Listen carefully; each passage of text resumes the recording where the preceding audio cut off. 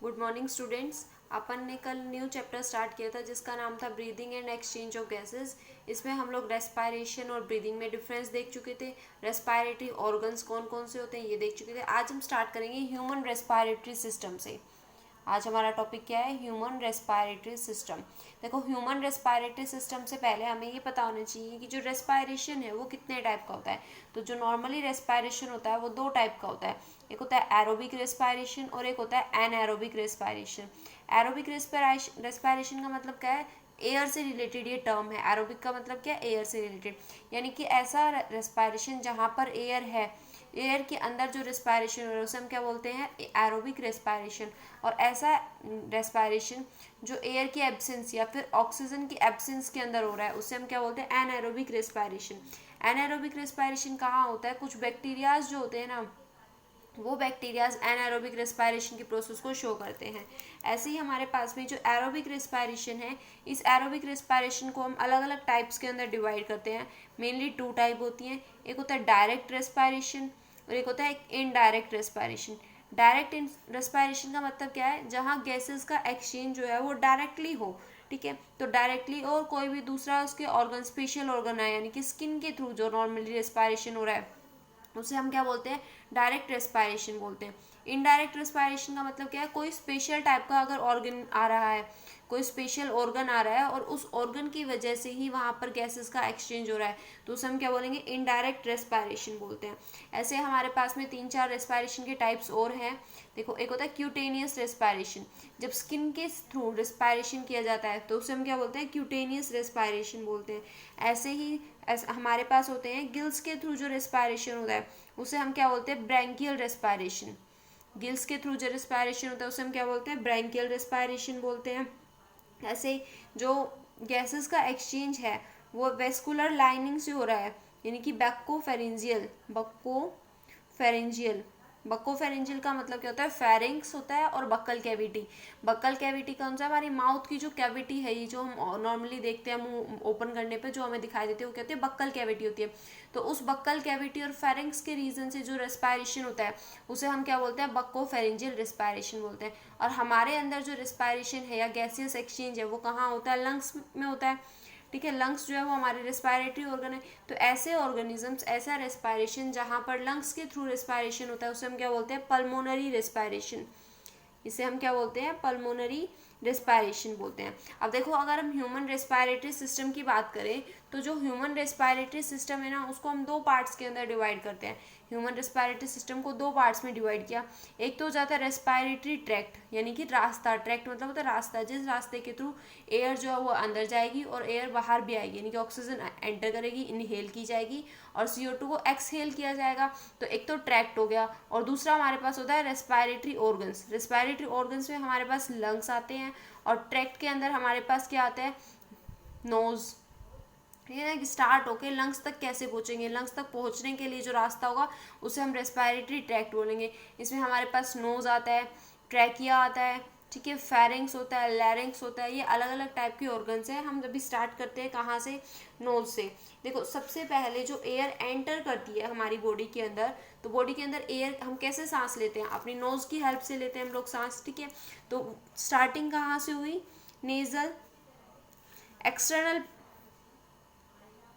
कहाँ से करते हैं हम? एक्सटर्नल लेयर्स से करते हैं। जो ओपनिंग हमें नोज की दिखाई देती है उन्हें हम क्या बोलते हैं? एक्सटर्नल लेयर्स बोलते हैं। इन्हीं एक्सटर्नल लेयर्स की वजह से क्या होता है? ऑक्सीजन एंटर करती है बॉडी के अंदर और इन्हीं लेयर्स के थ्रू कार्बन डाइऑक्साइड जो है वो बाहर आती है। ठीक, जैसे ही एक्सटर्नल लेयर्स के हम अंदर जाएंगे, यानी कि थोड़ा सा और हम आगे बढ़ेंगे रेस्पायरेटरी ट्रैक्ट के अंदर, तो वहाँ पर रेस्पायरेटरी ट्रैक्ट में एक्सटर्नल लेयर्स के बाद क्या आते हैं? नेजल चैम्बर्स आते हैं। नेजल चैम्बर्स एक्सटर्नल लेयर के बाद में क्या प्रेजेंट होते हैं?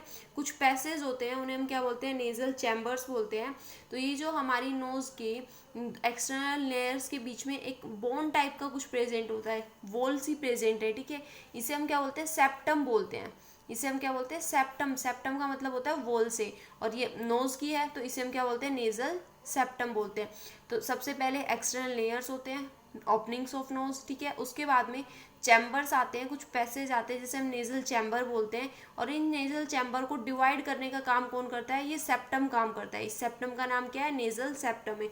ये इनको डिवाइड करने का काम करेगा, ठीक है। जैसे ही नेजल चैम्बर से आगे जाएंगे, नेजल चैम्बर क्या है, रेस्पिरेटरी ट्रैक्ट का सेकेंड ऑर्गन है। जब हम इस नेजल चैम्बर से आगे जाएंगे तो इसमें हमारे पास क्या आती है, हमारे नोज़ की कुछ बोन्स आती हैं। जैसे हर बॉडी पार्ट के अंदर बोन है, ऐसे ही हमारे नोज़ के अंदर भी बोन होती है, और उन बोन्स को हम क्या बोलते हैं, नेजल कोंचे। इनको हम क्या बोलते हैं, नेजल कोंचे बोलते हैं। नेजल कोंचे क्या है, हमारी नोज़ की जो बोन होती है उसे हम नेजल कोंचे बोलते हैं। अब ये जो नेजल कोंचे हैं, इसके बाद जब हम एंटर करेंगे, देखो इसी नेजल चैम्बर के अंदर ये बोन्स होती हैं। इसके बाद हमारे पास क्या आते हैं, इंटरनल लेयर्स आते हैं।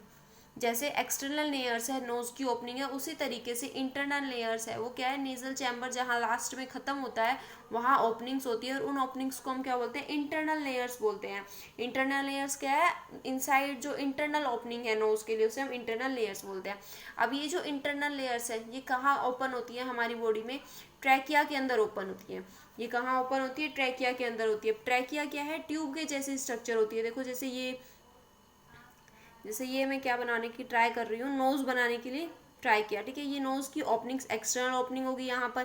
फिर उसके बाद में ये जो पैसेज होगा इसे हम नेजल चैम्बर बोलेंगे। यहाँ जो सेंटर में सेप्टम होता है उसे हम नेजल सेप्टम बोलते हैं। और यहाँ जो इसकी जो इंटरनल ओपनिंग्स होंगी, ठीक है, अंदर जाने के बाद में यहाँ कहीं इंटरनल ओपनिंग होगी। अब ये इंटरनल ओपनिंग को हम इंटरनल लेयर्स बोलते हैं। उसके बाद में ये ट्रैकिया स्टार्ट हो जाता है। क्या स्टार्ट हो जाएगा उसके बाद में, ट्रैकिया। ट्रैकिया क्या है, ट्यूब के जैसी स्ट्रक्चर होती है। इस ट्रैकिया को हम अलग अलग पार्ट्स के अंदर डिवाइड करेंगे। देखो इस ट्रैकिया से पहले, जैसे ये क्या आ गया हमारे पास में, इंटरनल लेयर्स आ गए। इंटरनल लेयर्स जब ट्रैकिया के अंदर कहाँ जाएगी, इंटरनल लेयर से ट्रैकिया को लीड किया जाएगा। और ट्रैकिया को लीड करने से पहले अब हमारे पास में दो और ट्यूब आती हैं, ठीक है। ट्रैकिया को लीड करने से पहले, ट्रैकिया के अंदर ओपनिंग से पहले दो और ट्यूब्स आती हैं। कैसे आती है, जैसे इंटरनल लेयर है तो सबसे पहले जो इंटरनल लेयर्स हैं वो कहाँ ओपन होंगे, फेरिंग्स के अंदर।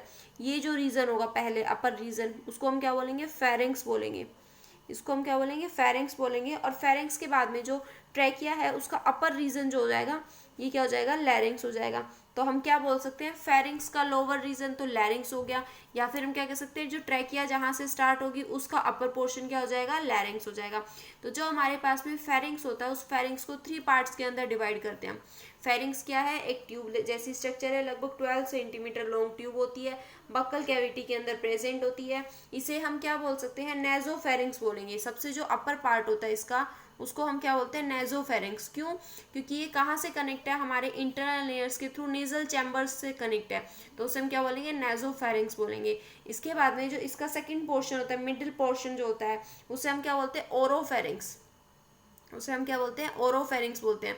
ओरोफेरिंग्स क्यों बोलते हैं, क्योंकि इसोफेगस से रिलेटेड होता है, इसोफेगस के पास में प्रेजेंट होता है, तो उसे हम क्या बोलते हैं, ओरोफेरिंग्स। एंड देन लास्ट जो होता है उसको हम क्या बोलते हैं, लैरिंजोफेरिंग्स।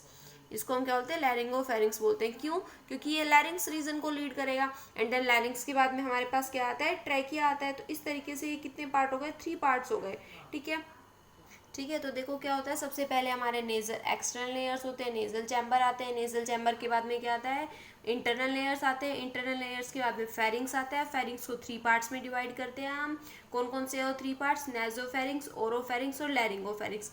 अब जो ये हमारे फेरिंग्स होती है, ये फेरिंग्स 2 पार्ट्स के अंदर डिवाइड हो जाएगी, ठीक है। आगे के पोर्शन में जो ट्यूब बनेगी, देखो ये हमारी फेरिंग्स है। अब ये इसने आगे के पोर्शन के अंदर एक ट्यूब बनाई और एक बैकवर्ड पोर्शन के अंदर ट्यूब बनाई। जो बैकवर्ड पोर्शन के अंदर ट्यूब बनेगी उसको तो हम बोलते हैं ईसोफेगस। इसको हम क्या बोलते हैं, ईसोफेगस, जो हमारे रेस्पिरेटरी ट्रैक्ट का पोर्शन होता है, ठीक है। ईसोफेगस हमारे डाइजेस्टिव पार्ट का पोर्शन होता है। किसका पोर्शन होता है, डाइजेस्टिव पार्ट का, जो हमारी डाइजेस्टिव सिस्टम है उसका पार्ट है। इसी को हम क्या बोलते हैं, फूड पाइप भी बोलते हैं। इसको हम क्या बोलते हैं, फूड पाइप बोलते हैं। और ये जो आगे का पोर्शन होता है इसे हम क्या बोलते हैं, विंड पाइप। इसको हम क्या बोलते हैं, विंड पाइप बोलते हैं, ठीक है। तो ये विंड पाइप का दूसरा नाम क्या होता है, फेरिंग्स होता है। विंड पाइप का दूसरा नाम क्या है, फेरिंग्स के अंदर ही ट्रैकिया। तो देखो ये जो हमारी फेरिंग्स है 2 पार्ट्स के अंदर डिवाइड हो चुकी है। एक ट्यूब आगे वाला जिसे हम क्या बोलेंगे, ट्रैकिया बोलेंगे। जब हम किसी का गला घोटते हैं तो आगे जो पोर्शन है उसे हम क्या बोलते हैं, ट्रैकिया बोलते हैं। उसी का बंद होने की वजह से यहाँ पर क्या होगा, एयर एंटर नहीं कर पाएगी, और एयर एंटर नहीं करेंगी तो पर्सन की डेथ हो सकती है। ईसोफेगस फूड पाइप है, पीछे की साइड में प्रेजेंट होता है, ठीक है। उसके बाद ये जो हमारा ट्रैकिया, ये ट्रैकिया कहाँ ओपन होता है, लैरिंग्स के अंदर ओपन होता है।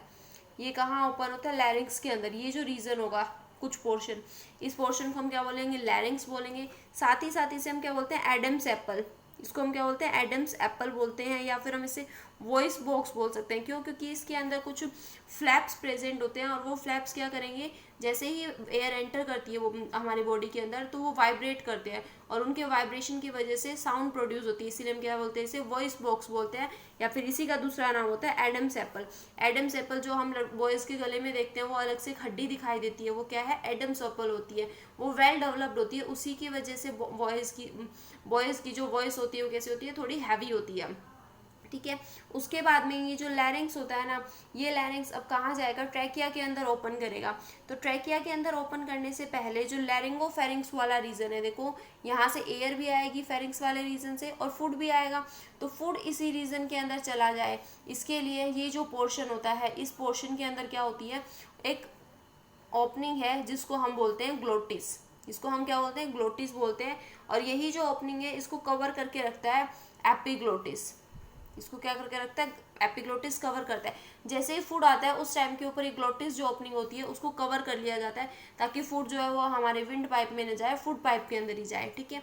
तो उसको करेक्ट डायरेक्शन देने के लिए वहाँ पर ग्लोटिस और एपिग्लोटिस होंगे।